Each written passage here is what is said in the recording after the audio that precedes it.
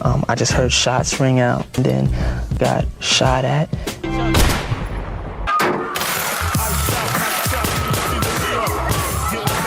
So there's no way he could have made it out of the car. I told you you can't trust these niggas. Now Puffy done killed Tupac, man. Something's wrong with you, but it's okay, because M said it's okay, Dre said it's okay. Yeah, I had nothing to do with this. Wouldn't have never met him, I wouldn't have never been involved in this bullshit. You know what I'm saying? I ain't never made a call to Diddy. I got Diddy's number, just hit him up. Yo, Diddy, what up? Never had. And the winner is the Eminem Show. Diddy was plugged into every lane of the game: politicians, billionaires, rap royalty, and Hollywood heavy hitters. He was the name everyone chased an intro to, and for a while, even 50 Cent moved in that orbit, until the bond curdled and it turned into a straight-up rivalry. Get your hand out my pocket. I see what you're doing. I see what you're doing on the channel. Get your hand out my pocket, man. I see what you're doing. I see what you're doing, man. Yeah, you gonna make me. Okay, I'm telling you right now. And yet, in an industry full of yes men, one name wouldn't walk through Diddy's door. One artist who kept the walls up regardless of how deep the network went. That artist was Eminem. From the jump, he wanted no part of Diddy's empire. Never in the 90s, never in the 2000s, not at any point. While others got pulled into glossy parties and backstage power games, M stayed far out, keeping his circle small and his distance even smaller. I'm like an R-A-P-E-R, got so many essays. Wait, he didn't just spell the word rapper and leave out a P, did he? That line from Fuel lands heavy, but here's the part that matters. By the time Eminem released that track, the friction with Diddy wasn't new at all. For years, he'd been lobbing jabs and sliding in slick disses. Back when M was still a starving underground rapper clawing for a break, Diddy was already perched at the top of the hip-hop throne, a businessman with influence, cash, and one of the hottest labels moving, Bad Boy Records. For most artists, a deal there sounded like a miracle. But Eminem didn't see it that way. Marshall kept his focus on a different lane, the one he trusted from day one. So instead of sprinting toward the shiny path, he chose Aftermath Records, linking with Dr. Dre to build a legacy that would reshape hip-hop forever. But here's what's crazy. Even before the fame, before anyone outside Detroit recognized his name, Eminem had already fired a bold shot at Puff back in 1996 on his raw underground track, Effing Crazy. That early line wasn't just a jab. It read like a flare shot into the sky. It proved Eminem never feared challenging the heavyweight bosses running the business. Even with the odds leaning hard against him, he didn't fold for anyone. And Diddy wasn't the only one. Eminem also carried tense energy with another so-called giant, Suge Knight, the force behind Death Row Records. That label once ruled the West Coast, housing icons like Tupac, Snoop Dogg, and Dr. Dre. Suge's name wasn't only about influence, it was tied to fear. Whispers painted him as the boogeyman of hip-hop, the figure you didn't cross if you cared about staying safe. Suge didn't stack his empire with kindness. He built it through intimidation, chaos, and iron control. His code was basic. Power first, mercy last. They was not scared of Suge Knight. Terrified of Suge Knight. But Eminem gave zero weight to Suge's street myth. None of it rattled him. That fearless streak got loud and clear during one chaotic moment on the set of 50 Cent's India Club music video. Without warning, Suge Knight showed up, deep with a crew of Mexican gangsters, making sure everyone remembered he still had street leverage. The temperature spiked instantly. Everyone understood. Suge arriving meant danger. But Eminem didn't blink, didn't duck, didn't retreat for a moment. That day made it obvious how little he feared hip-hop's so-called boogeyman. Suge's outside. Suge's outside. Everybody like, he was running, dropped his like. So Suge came, he had some Mexican niggas. Now, we from New York. You ain't never seen a nigga with a tattoo on his forehead. 118th Street crew. I'm like, what the fuck? Eminem didn't pause for even a heartbeat. Instead of hiding inside or letting security play shield, He simply walked out and confronted Suge Knight and his full crew on his own. No wavering, no wait a minute, just straight confidence. Every person on set could taste the tension, yet M stayed planted like he had a point to make. It wasn't merely bold. It became legend. When I knew Eminem was real, he's like, I don't give a man. This is when I fit these niggas outside. What's up? And then the nigga Suge just walked away. The Mexican niggas looked kind of confused, like they didn't know what's going on. Once that face-off ended, Eminem didn't brush it off. He went straight into the booth and cut a full diss track aimed directly at Suge Knight. But here's the catch. Back then, the public never heard it. Dr. Dre stepped in and told him to cool it, saying it wasn't his war to fight. Dre wanted calm because he understood how dangerous Suge's reach could be.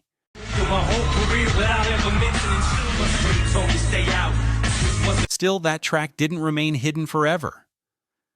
Years later, it leaked, and it was nasty. Every bar swung like a sledgehammer, showing how deep that tension ran between Eminem and Suge responsible for the deaths of the two greatest rappers to ever grace the face of this planet. If Eminem had the nerve to lock eyes with Suge Knight, one of hip-hop's most feared figures, why would he ever be scared of Diddy? That's the real question. When you stack up everything Puff has been linked to over the years, it's hard to even decide who carried more power or who was more dangerous.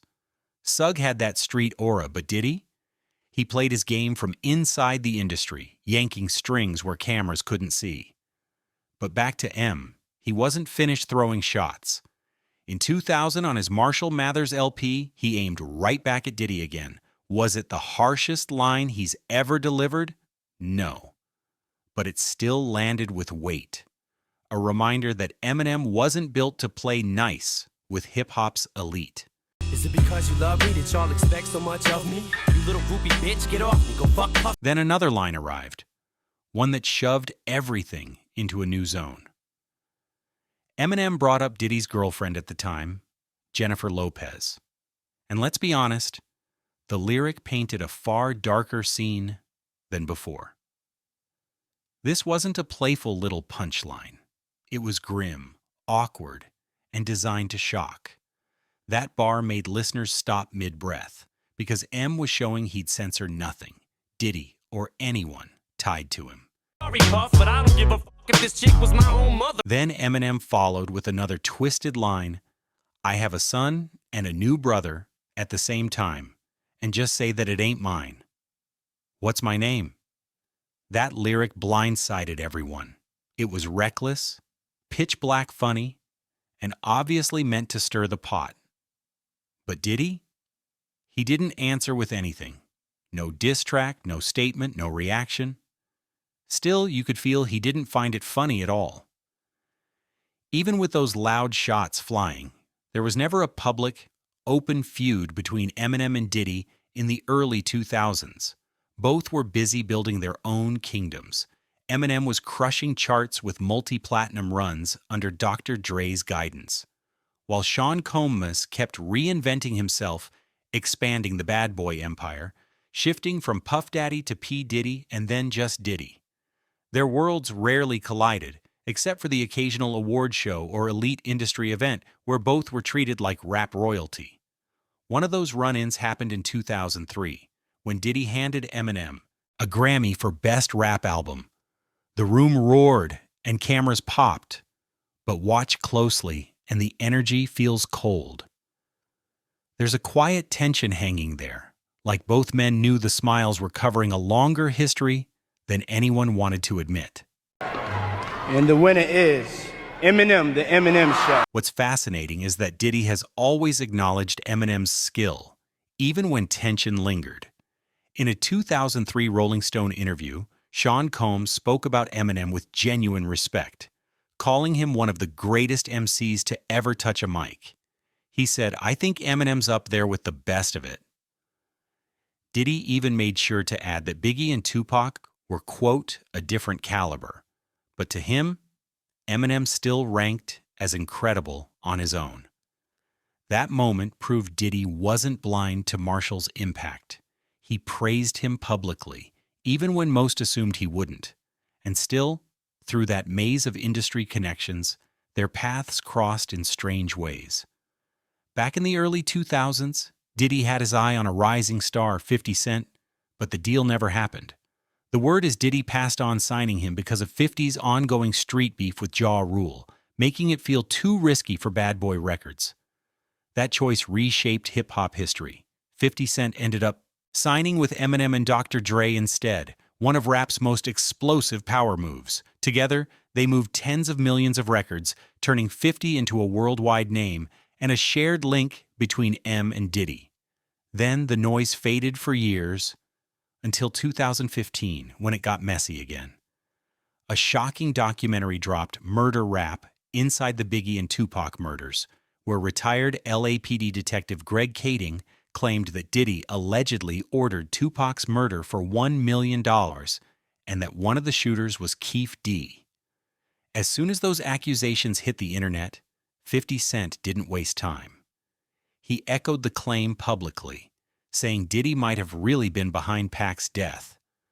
That lit old suspicions back up and dragged Diddy's name into one of hip-hop's darkest mysteries all over again. I told you you can't trust these niggas. Now Puffy done killed Tupac, man.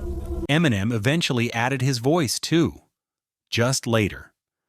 In 2018, he released the now famous diss track Killshot, aimed straight at Machine Gun Kelly, and the entire scene buzzed. M wasn't only defending his name.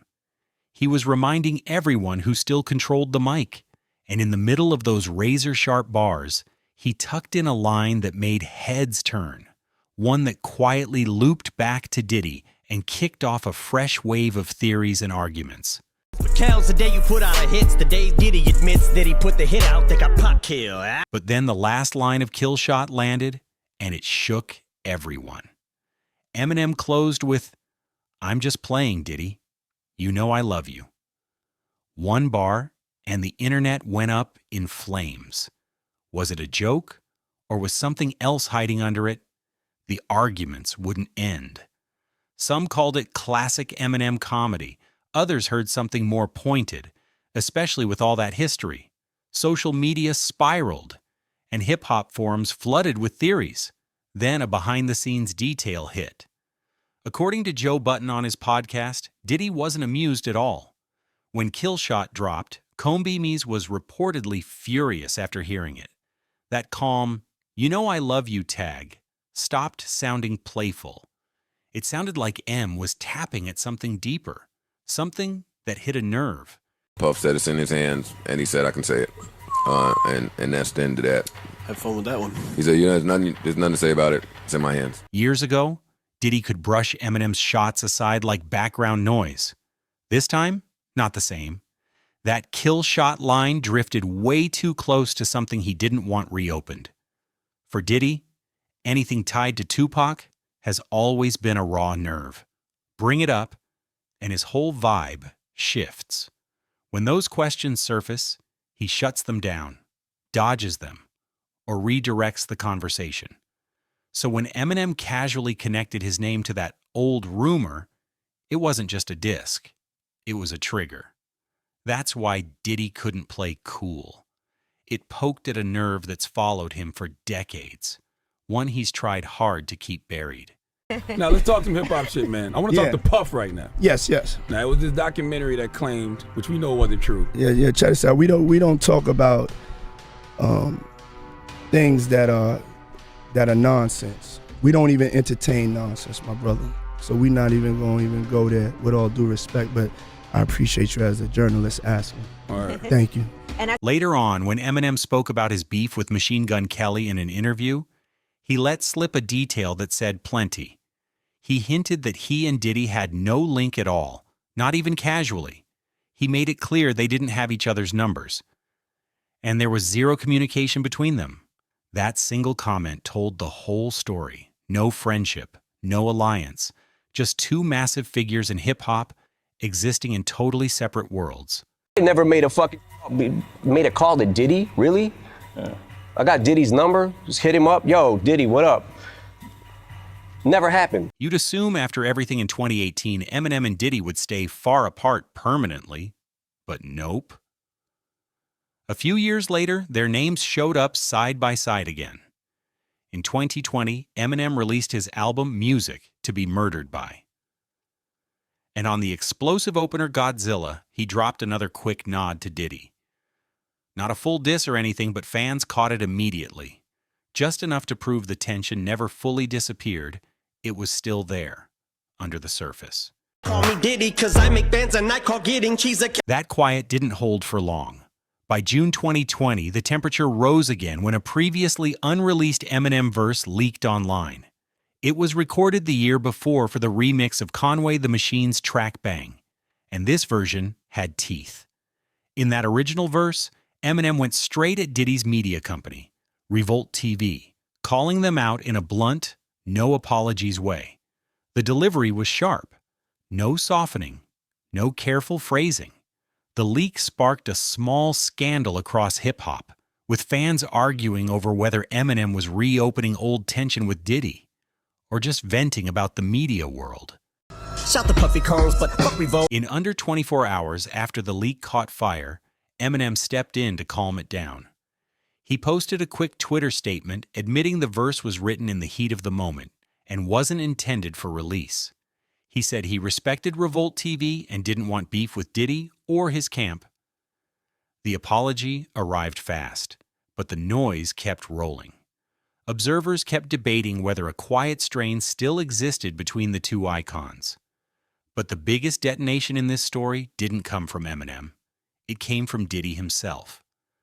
By fall 2023, his world began to fall apart.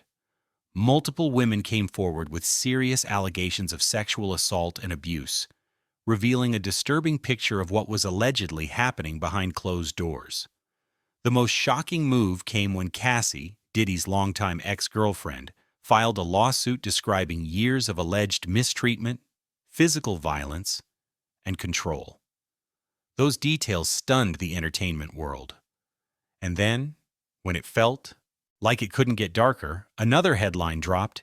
Keith D., the same man long rumored to have knowledge about Tupac's murder, was arrested. What made it even wilder was that before his arrest, he'd been doing YouTube interviews, openly talking about his connection to Diddy, and even claiming that Puff once asked him to help handle Tupac, a murder he admitted being involved in himself.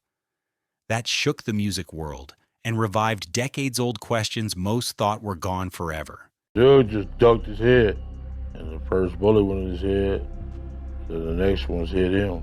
With all that chaos swirling, Eminem came back swinging harder than ever.